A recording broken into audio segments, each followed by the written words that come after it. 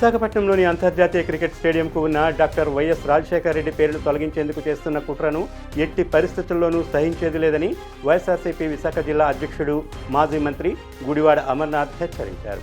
Cricket stadium వద్ద వైఎస్ఆర్ పేరును తొలగించే ప్రయత్నాలకు వ్యతిరేకంగా పెద్ద ఎత్తున నిరసన చేపట్టారు. ఈ సందర్భంగా స్టేడియం వద్ద మాజీ మంత్రి గుడివాడ అమర్నాథ్ మీడియాతో మాట్లాడారు. వైఎస్ఆర్ పేరును తొలగించాలన్న కూటమి ప్రభుత్వ ఆలోచనలను సాగనివ్వమని స్పష్టం చేశారు.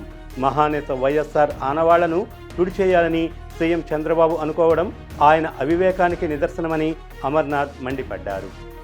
రావడం శిలాఫలకాలని చెదగొట్టడం ఏంటి, దాన్ని ధ్వంసం చేయడం ఏంటి, రైతు భరోసా కేంద్రాలు, వెల్నెస్ క్లినిక్లు, గ్రామ సచివాలయాలు, ఇన్ని కార్యక్రమాలు, మెడికల్ కాలేజీలు వాటిని ప్రైవేట్ పరం చేయాలి.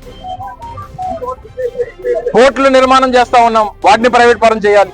ప్రభుత్వం పోర్టులు ఆ రోజు 15,000 కోట్ల రూపాయలు పెట్టి ఆంధ్రప్రదేశ్ రాష్ట్రంలో కొత్తగా 3 పోర్టులు అభివృద్ధి చేస్తే వాటిని ప్రైవేట్ పరం చేయాలి.